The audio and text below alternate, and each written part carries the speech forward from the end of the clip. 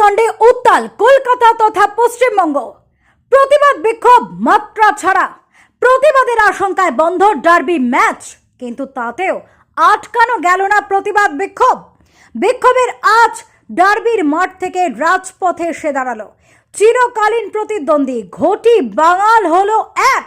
East Bengal বনাম মোহনবাগান নয়, বরং ইস্ট বেঙ্গল মোহনবাগান একসাথে এক বিরল দৃশ্যের সাক্ষী হয়ে রইল বঙ্গ।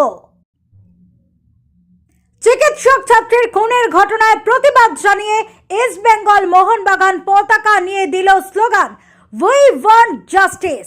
প্রতিবাদ মিছিলে হাঁটল বিশিষ্ট ব্যক্তিত্বরা। মিছিল ছত্রভঙ্গ করতে পুলিশের লাঠিচার্জ। বেশ কয়েকজন ইস্ট বেঙ্গল এবং মোহনবাগান সমর্থককে আটক করে পুলিশ। তবে সব মিলিয়ে চায়ের দোকানে তর্ক থেকে খেলার মাঠের দ্বন্দ্ব, সব মিলেছে একটি দাবিতে, we want justice. It is very shameful. Law and order completely failure in West Bengal. A football match could not be happen because of the law and order. And look at the police force. It is like a riot is going on. I think this is completely failure.